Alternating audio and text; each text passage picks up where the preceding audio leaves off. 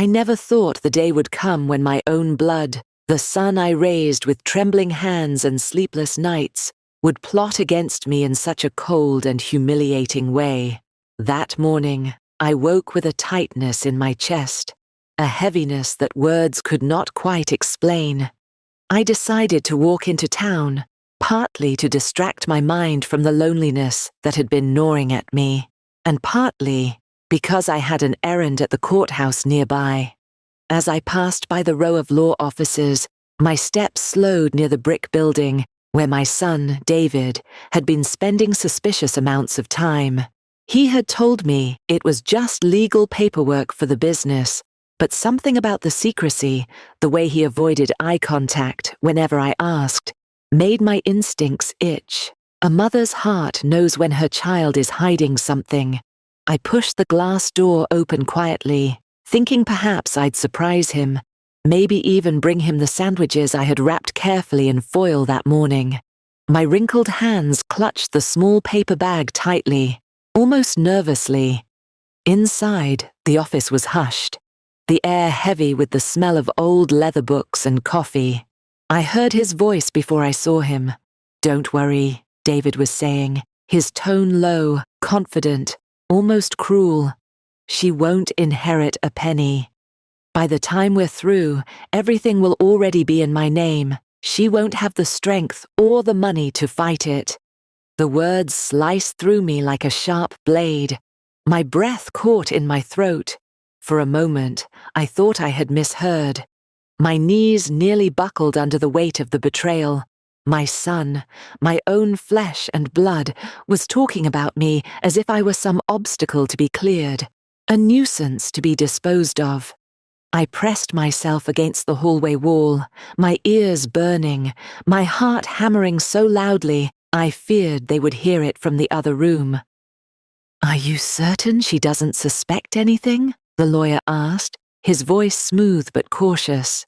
David laughed, a sound I had never heard from him before, so cold and sharp it hardly seemed like my son's. "Of course not. She still thinks I care. She believes I'm helping her manage things because she's too old. She doesn't know I've already started moving the assets. By the time she realizes, it'll be too late." The sandwiches slipped from my trembling hand, the bag hitting the floor with a soft thud. The sound startled me, but somehow neither of them noticed. Tears blurred my eyes, but anger burned hotter. I wanted to storm in, scream, demand answers, but something stronger held me back. Instinct, or perhaps wisdom, earned from years of life. They didn't know I was standing there. They didn't know I had heard every word. I wanted to storm in, to confront them, to scream, "How dare you?" But something stopped me. Perhaps it was survival instinct, or maybe it was the sudden chilling realization that their greed might not just be words. If Claire had thought it through this far, what else was she capable of? I returned quietly to my room, closing the door behind me with shaking hands. I sat on the edge of my bed, staring at the faded photographs on my dresser. There was Daniel as a little boy, missing his front teeth, clinging to my hand at his first day of school. There was the graduation photo I had proudly framed, the one I had paid for even when I couldn't afford groceries. How had we come to this moment? How had my love and sacrifice turned into resentment and greed? I pressed my hands to my face, sobbing silently into the darkness. Betrayal burned hot inside me, but beneath it, a strange clarity began to take form. They thought I was helpless. They thought I was weak. They thought I had nothing left but the few years of life they were waiting to be rid of. But they were wrong. And as I sat there in the silence of my room, I whispered to myself, if they want a burden, they'll get one, but not the kind they expect. I straightened my back, wiped my tears, and looked at myself in the mirror. For the first time in years, I saw not just an old woman, but the steel beneath the wrinkles. Claire's words echoed in my ears. She's worth more dead than alive. Maybe they didn't know me as well as they thought. Maybe they didn't know what I was hiding. And as the night deepened, a plan began to form in my mind, one that would change everything. I didn't sleep that night. Every time I closed my eyes, the words came back to me, sharp and cruel, like glass shards pressing into my chest. She's worth more dead than alive. By dawn, I was sitting at the edge of my bed, staring at the faint light creeping through the curtains. The house was silent, except for the occasional creak of the wooden floorboards. I felt like a stranger in my own home. But the truth was, this wasn't the first time Daniel and Claire had shown me their coldness. It was just the first time I had heard it spoken so clearly, so heartlessly. When Daniel was little, we had nothing. His father, my late husband, died in a factory accident when Daniel was only 7. I had no time to grieve. I had a child to raise and bills to pay. I worked double shifts at the diner down the street, scrubbing greasy pans, wiping counters, smiling at rude customers, just so I could bring home a few dollars. At night, I would sit at the kitchen table, my hands aching, and help Daniel with his homework. "Mom, I don't want you to be tired anymore," he once said, his little hands clutching mine. I smiled at him then, even though my heart broke. "Don't worry, sweetheart. Someday, you'll grow up, and you'll make all of this worth it." I lived for those words. For years, I carried the hope that my sacrifices would mean Daniel could have the life I never did. And he did. He went to college, thanks to my savings. Every dollar I had managed to scrape together, I put toward his education. I denied myself everything: new clothes, vacations, even decent meals. I wore patched shoes until the soles gave out, while Daniel wore pressed shirts and had a roof over his head in his college dorm. And now he thought I was worth more dead than alive. When Daniel brought Claire home for the first time, I wanted to like her. She was beautiful, confident, with sharp eyes that missed nothing. She shook my hand firmly, smiling just enough to hide the fact that she was already evaluating me, like a judge. "Your home is quaint," she had said that day, her tone polite but laced with subtle disdain. I told myself I was overthinking it. But over the years, little by little, I noticed her influence over Daniel. He began speaking to me differently, less warmly, more dismissive. Decisions about the house, about my life, were discussed between them first, and I was only informed afterward. They convinced me to move into the spare room for my safety. I gave up my own bedroom, my own furniture, even some of my heirlooms, because Claire insisted the house should look modern. At first, I thought it was just change, but soon I realized it was control. What Daniel and Claire didn't know was that I wasn't nearly as helpless as they believed. Yes, I let them think my only income was my pension. Yes, I let them assume that my savings had run dry. But that wasn't the truth. Years ago, while working at the diner, I started a small side business, baking pies and cakes for local events. At first, it was just neighbors and church folks, but word spread. Eventually, I was supplying pastries for weddings and community fairs. By the time I retired, I had quietly saved a considerable sum. Not millions, but enough to ensure I'd never truly be dependent. And then there was something else. Something even bigger. Something they didn't know I had. A secret investment tied to someone from my past. But I wasn't ready to reveal that yet. Not even to myself fully. "You've got to prepare, Margaret," Helen told me once, her silver hair catching the sunset. "Children think we're weak, but we're not. You need to be 2 steps ahead of them." Always I laughed then, thinking she was exaggerating. But now, her words echoed in my mind with eerie clarity. What David and Karen never knew was that I had quietly diversified my life's savings. The house and the business weren't everything.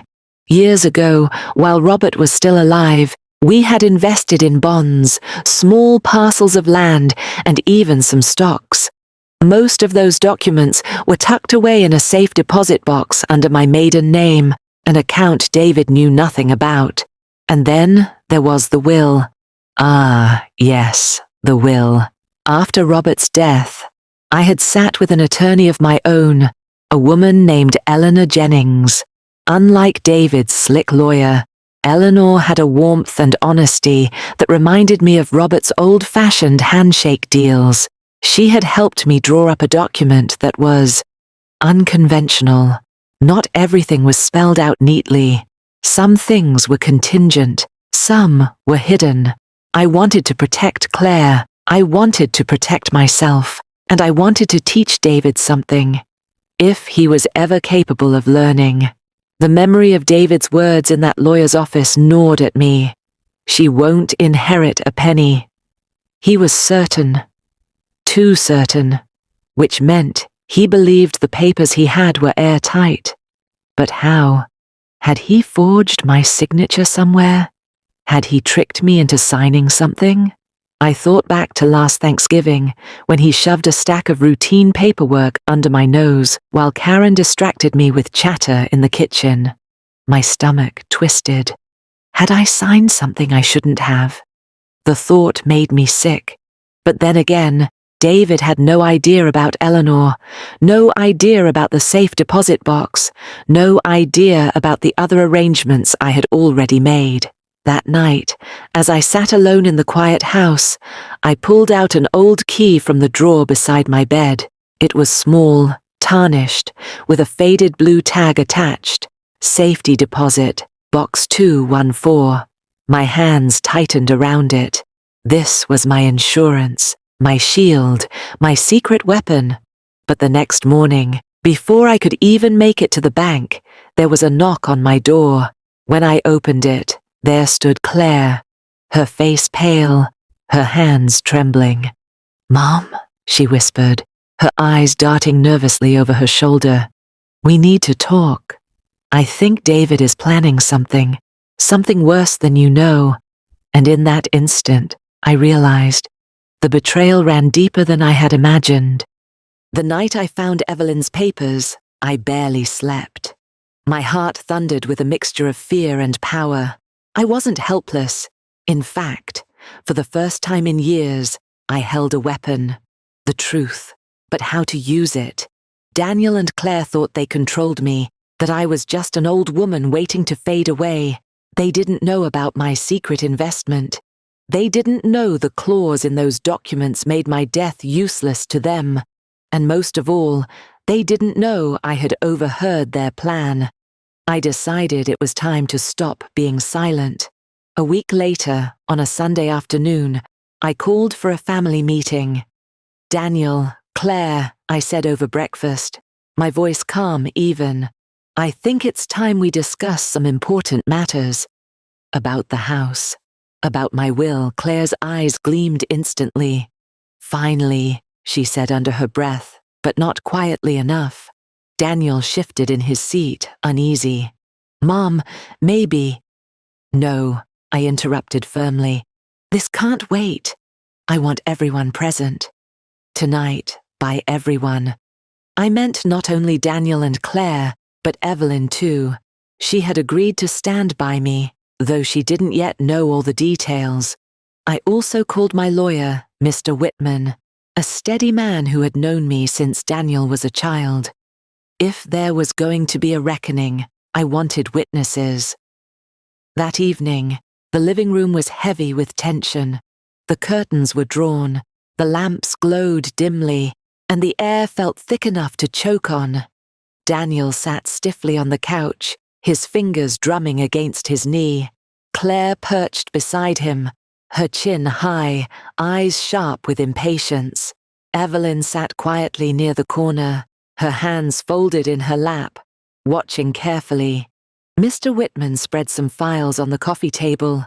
His presence alone made Claire twitch. "All right, Mother," Claire said, her smile tight. "What's this all about? You've had us waiting for weeks to discuss your arrangements." The way she said arrangements made bile rise in my throat. I steadied myself.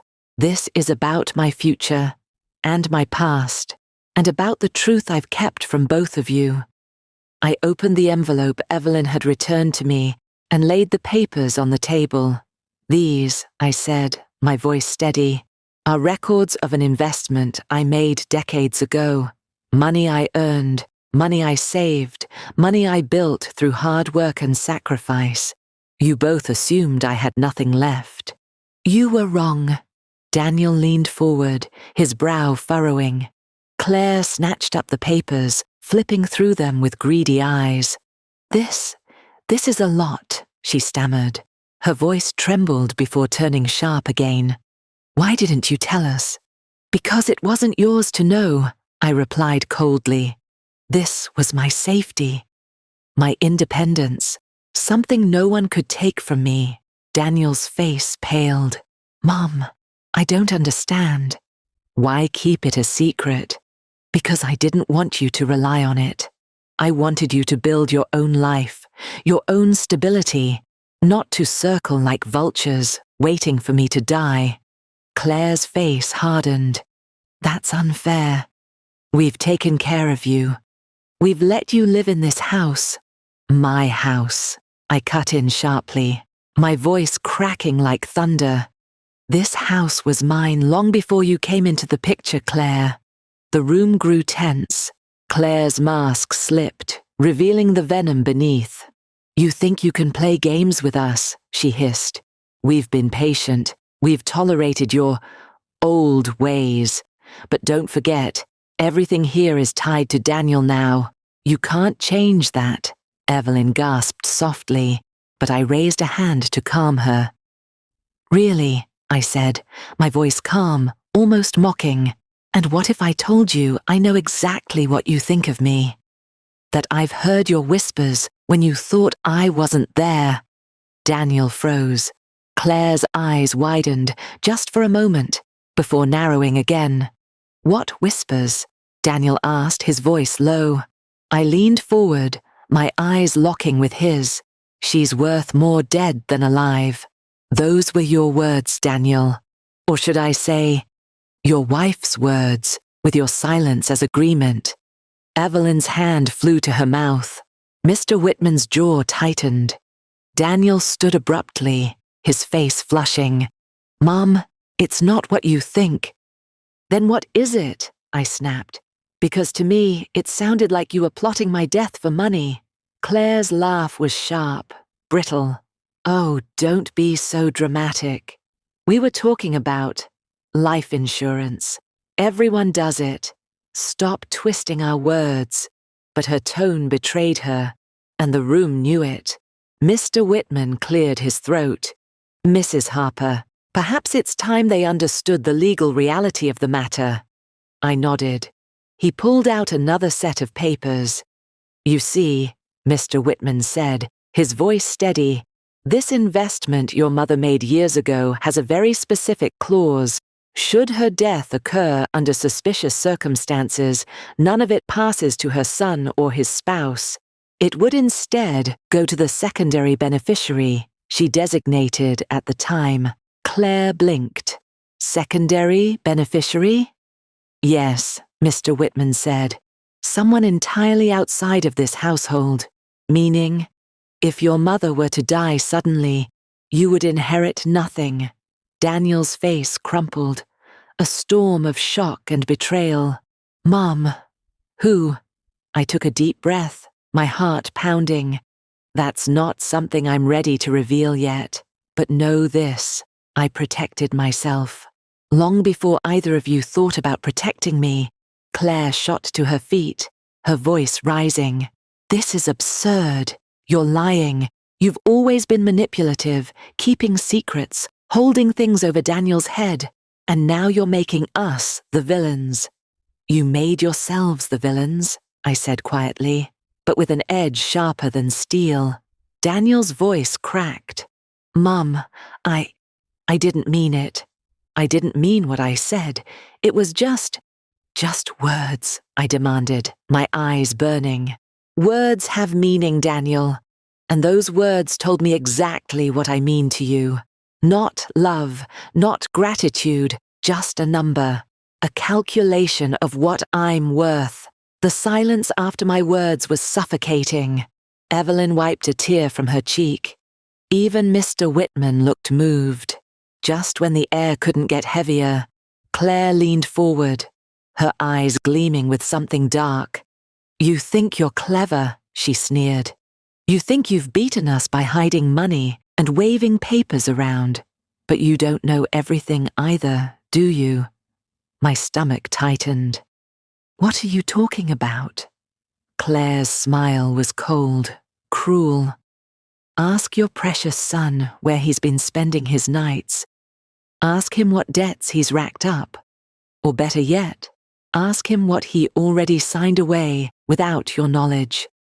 Daniel's face went white. Claire, stop. But it was too late. The secret was out.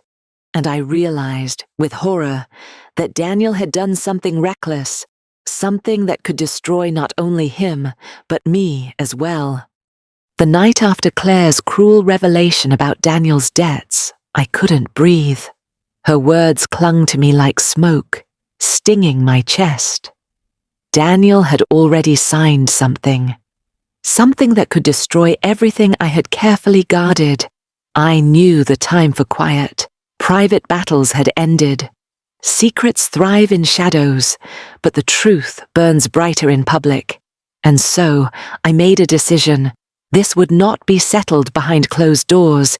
It would be laid bare, before witnesses, before the law, before anyone Daniel and Claire had tried to deceive. I was done being their victim. The following week, I arranged a formal meeting at the community center. A neutral ground, a place where Daniel and Claire couldn't twist the narrative. I invited Evelyn, of course, and Mr. Whitman, my lawyer. But I also extended invitations to close family friends, neighbors, and even members of our church group. These were people who had seen me babysit their children, cook meals for gatherings, volunteer when others turned away. People who respected me, people who would listen. Daniel thought it was a family update. Claire, ever ambitious, dressed in her finest dress, convinced this would finally be the day I announced my will in their favor. She even whispered to Daniel as they entered, "Smile." This is the moment everything pays off, but she didn't know what was waiting for her. The hall was filled with murmurs as chairs scraped and people settled in. I stood at the front, my heart racing, palms slick, but my voice steady as I began. "Thank you all for coming," I said, scanning the faces before me. "I've called you here because I need to speak the truth, a truth I've hidden for too long. It concerns my family, my future, and the betrayal I've endured in silence." Gasps rippled through the room. Daniel shifted uncomfortably. Claire crossed her arms, trying to look unimpressed. "This is unnecessary, Mother," Daniel muttered under his breath. But I ignored him. "I overheard something weeks ago," I continued, my throat tightening. "Something that shattered me. My son, and his wife, spoke about me as though I were nothing more than a number, a burden, a body worth more dead than alive." A sharp intake of breath filled the hall. An elderly woman near the front shook her head in disbelief. Whispers spread like wildfire. Daniel's face drained of color. Claire smirked, though her eyes flickered nervously. "Mom," Daniel began. But Evelyn stood up suddenly. Her voice rang out, trembling but strong. "I was there too. I heard it. I begged her to tell you all sooner. But she was too hurt." Mr. Whitman stepped forward then, placing a folder on the table. "Ladies and gentlemen," he said, This isn't just about words, it's about actions, and the actions we discovered are far more damning. He opened the folder, pulling out signed contracts. Daniel Harper has accumulated debts, large debts, over the past 2 years, and in his desperation, he signed over certain future rights, specifically a claim on his mother's estate should she pass. The room erupted in shocked murmurs. Some gasped, others shook their heads in disgust. Daniel's voice cracked.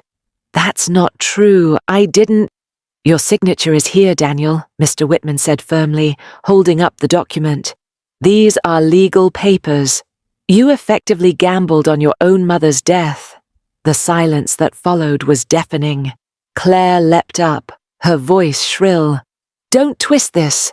We were trying to secure our future. She's old, everyone knows." But she was cut off by a chorus of gasps and angry voices. One man shouted, "How dare you?" Another woman muttered loudly, "Disgusting." Claire's mask slipped. Her face reddened, her words spilling like venom. "You all act so high and mighty, but you don't know what it's like living with her. She controls everything, keeps secrets, hoards money while we struggle. She doesn't deserve—" "Enough!" I roared, my voice echoing across the hall. The room went dead silent. "I kept my savings secret not to hurt you, but to protect myself. Because I knew greed when I saw it. And I was right. Tears stung my eyes as I looked at Daniel. I raised you, Daniel. I sacrificed everything for you, and you, my own son, saw me as a payday." Daniel's lips trembled. For the first time, guilt flickered across his face, but Claire grabbed his arm, hissing, "Don't you dare apologize. We're not finished." Among those gathered was Judge Harper, a retired family court judge and longtime family friend. She rose slowly, her expression grave. "I have heard enough," she said, her voice commanding. "What you two have done, conspiring to profit from your mother's death, signing away rights to money that isn't yours, borders on criminal exploitation." Gasps echoed again. Claire's bravado faltered. Daniel's shoulders slumped. The judge continued, "If Mrs. Harper wishes, I can help initiate proceedings. At the very least, this community now knows the truth of your intentions." Claire sank into her chair, her face pale. Daniel covered his face with his hands, shame written in every line. I stepped forward then, my heart hammering, but my voice steady. "From this moment on, I revoke any inheritance you expected. I am transferring my estate to a trust, one that benefits causes I believe in and people who truly care for me. Daniel, Claire, you will receive nothing." A collective gasp filled the room. Some clapped softly, others whispered in astonishment. Evelyn's eyes filled with tears, of relief, of pride. Claire bolted up, screaming, "You can't do this, we're family." I stared at her coldly. Family isn't blood. Family is love, respect, and loyalty, and you've shown me none of those. The hall erupted into murmurs of agreement. Neighbors shook their heads at Daniel and Claire, their disgust plain. As the crowd dispersed, many approached me with hugs, kind words, or simply silent nods of solidarity. For the first time in years, I felt safe. But when I looked back at Daniel, my heart still twisted. He sat, slumped, defeated, his wife's fury turned inward now, berating him for ruining their chance. I wanted to hate him. I wanted to cut him off completely. But he was still my son, and that truth weighed heavier than any contract or betrayal. That night, as I lay in bed, the echoes of gasps and whispers still rang in my ears. Justice had been served. The greedy had been humiliated. My independence was secured. But one question lingered, clawing at my heart in the silence. Could a mother ever truly stop loving her child, even when he wished her dead. It's strange how life can both break and mend you at the same time. Months have passed since that day in the community hall, when I exposed Daniel and Claire's betrayal. The memory still lingers, as sharp as glass under bare feet. Their words, their shame, the crowd's gasps echoing in my ears. But the wound has begun to scar, no longer bleeding the way it once did. I moved out of that house soon after, not in shame, but in strength. I rented a small cottage near the edge of town, surrounded by lilac bushes and a garden that reminded me of my youth. For the first time in years, I lived not as a dependent mother, but as a woman who chose her own peace. At first, the silence was unbearable. No Daniel clattering around, no Claire slamming doors in irritation, just me and the hum of the refrigerator. But slowly, that silence became a companion. I learned to hear my own thoughts again, thoughts that weren't clouded by fear or betrayal. Daniel didn't come to see me after the confrontation, not once. Claire, from what I hear, filed for divorce a few months later. Debt piled higher than their love could withstand. Word reached me through neighbors that Daniel had moved into a small apartment, working odd jobs, drinking more than he should. When I pictured him alone, my heart ached despite everything. He was still my son, the boy who once brought me daisies from the garden, the boy I once held against my chest when fevers nearly took him. But I couldn't rescue him anymore. Love doesn't mean enabling destruction.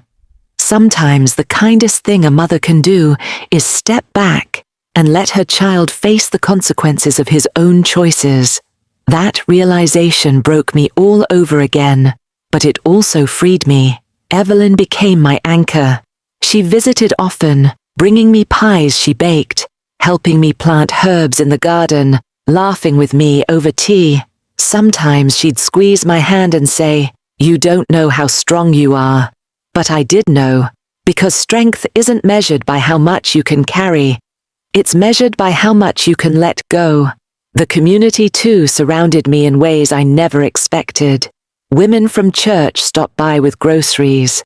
A neighbor offered to mow my lawn. Even the children on my street would wave and call me Grandma Harper, though I wasn't related to them. Slowly, I realized, family is not always blood. Sometimes family is chosen. One evening, while watching the sunset paint the sky in streaks of orange and pink, I pulled out my old journal. I wrote about the incident, about Daniel's words that sliced me open. "She's worth more dead than alive." I wrote about how those words nearly destroyed me, but also about how they pushed me to finally stand up for myself. If he hadn't said them, maybe I would have continued living quietly in their shadows, slowly fading away. In a twisted way, his cruelty became my awakening. Nearly a year later, on a cold winter evening, there was a knock at my door. I opened it to find Daniel standing there. His face was thinner, older somehow, lines of regret etched deeply into his skin. "Mom," he whispered, his voice breaking, I don't deserve to be here." My chest tightened. For a moment, I couldn't speak. All the hurt, all the betrayal surged back like a tide, but then I saw his eyes, not cold, not greedy, but hollow, desperate, drowning. "Why are you here, Daniel?" I asked softly. Tears filled his eyes. "Because I've lost everything. Claire's gone. The debts nearly swallowed me whole. And every night I hear your voice, the way you said family is love, respect, and loyalty. And I realized I never gave you that. I just want to say I'm sorry." The words hung in the air, heavy and trembling. Did I forgive him? Not fully. Forgiveness isn't a switch you flip. It's a road you walk, one step at a time. But in that moment, I saw a flicker of the boy he used to be, and I let him step inside from the cold. I'm just grateful you're here with me. And in that moment, I realized love is the true inheritance we leave behind. Time has a way of softening even the deepest wounds. I learned not to dwell on what I lost with David, but to cherish what I gained with Claire and with myself. I started writing again, little reflections, life lessons, stories from my past. Some days, I even shared them at the community center, where other seniors would gather and nod knowingly. We all carried stories of betrayal, of disappointment, but also of resilience. We laughed, we cried, and we healed together. A letter to my grandchildren. One of the most important steps I took was writing letters to my grandchildren. Not about money or possessions, but about values. I told them, respect your elders. We are not burdens. We are the roots of the tree you are climbing. Beware of greed. It destroys faster than fire and leaves nothing worth keeping. Cherish love. In the end, it's the only thing you'll wish you had more of. I sealed the letters, marked them with their names, and tucked them into a box labeled, "For when I'm gone." If my story has taught me anything, it's this. Wealth reveals character, but love defines it. David's greed revealed who he truly was. Claire's compassion revealed who she truly was. And as for me, I discovered that strength doesn't come from fighting in anger. It comes from standing in truth, even when it hurts. We often measure inheritance in dollars, in property, in jewelry, but the greatest inheritance any parent can give is dignity, wisdom, and unconditional love. Sometimes at night, I still think of David. I wonder if he regrets his choices. I wonder if he remembers the little boy who once held my hand. But then I remind myself, some answers belong to life itself, not to us. What matters is the legacy of love I leave behind, not the scars of betrayal. So if you are watching this, if you are a grandmother, a mother, or even a child, remember this. Family is not tested in good times. Family is revealed in hard times, and when the moment comes, may you choose love over greed, compassion over pride, and truth over silence, because in the end, that is the inheritance worth fighting for.